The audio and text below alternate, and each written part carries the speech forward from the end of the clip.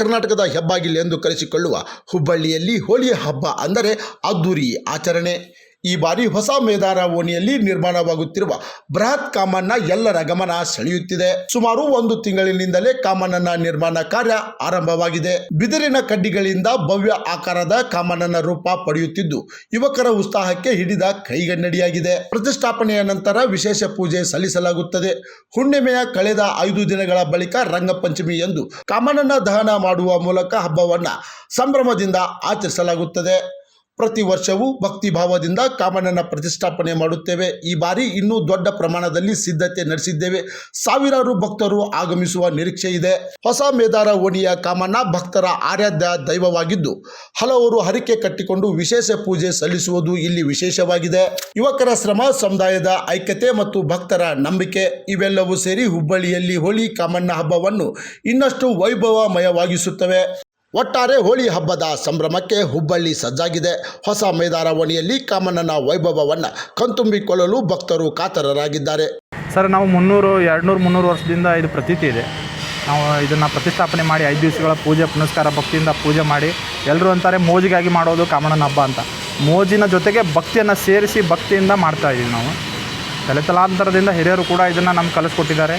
ಇವಾಗ ಅವರೆಲ್ಲ ಹಿಂದೆ ನಿಂತ್ಕೊಂಡು ನಮಗೆ ಮುಂದೆ ನಿಂದಿರಿಸಿ ನಮ್ಮ ಕೆಲಸ ತೊಗೋತಾರೆ. ಕಾರ್ಯಕರ್ತರು ಕೂಡ ಇರ್ತಾರೆ. ಹಾಗೆ ಕೆಲಸಗಾರರು ಕೂಡ ಇದಕ್ಕೆ ಪ್ರತಿದಿನ 15 ದಿನಗಳ ಕಾಲ ಶ್ರಮಪಟ್ಟು ಮಾಡ್ತಾರೆ. ಅದೇ ರೀತಿ ಇದಕ್ಕೆ ಸುಮಾರು ಏನಿಲ್ಲ ಅಂತಂದ್ರೆ 50-60 ಬಂಬುಗಳು ಹೋಗ್ತವೆ, ಬಿದಿರು ಬೇಕಾಗುತ್ತೆ.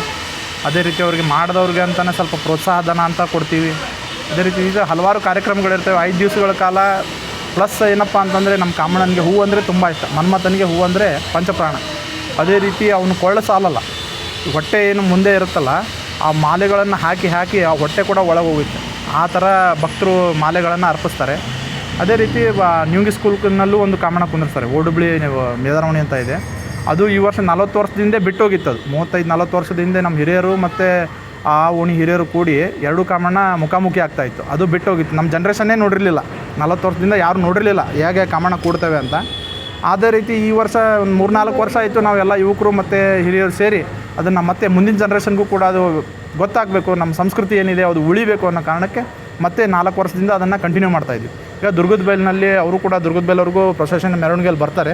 ನಾವು ಕೂಡ ಪ್ರೊಸೆಷನಲ್ಲಿ ಹೋಗಿ ಅಲ್ಲಿಗೆ ಪರಸ್ಪರ ರಂಗ ಪಂಚಮಿಯನ್ನು ಆಚರಿಸಿ ಮತ್ತು ಅವರು ಮರಳಿ ತಮ್ಮ ಪ್ಲೇಸಿಗೆ ಹೋಗ್ತಾರೆ. ನಾವು ಮರಳಿ ಬಂದು ಕಾಮದಹನನ ಮಾಡ್ತೀವಿ ಸರ್. ಮಂಜುನಾಥ್ ಬಾವಿಕಟ್ಟೆ ಅಂತ.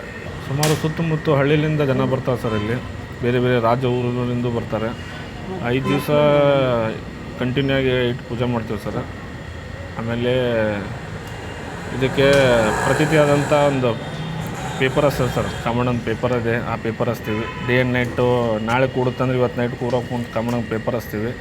ಇಷ್ಟಾರ್ಥ ಇಡೋದು ಯಾರು ಮನೆ ಕಟ್ಟೋದಾಗಲಿ, ಗಂಡು ಮಕ್ಕಳಾಗಲಿ ಬೇಕಾದರೆ ಯಾವುದಕ್ಕೊಂದು ಸೌರಿಕೆ ಕಟ್ಟಿ ಈ ಥರ ಒಂದು ಪೂಜೆ ಪುನಸ್ಕಾರ ಮಾಡಿ ಅವರ ಇಷ್ಟಾರ್ಥವನ್ನು ಈಡೇರಿಸ್ಕೊಂಡು ಹೋಗ್ತಾರೆ ಸರ್. ವಿನಾಯಕ ಬಂದಿದೆ. ಕ್ರಾಂತಿ ಸಮಾಚಾರ ಟಿವಿ ಹುಬ್ಬಳ್ಳಿ.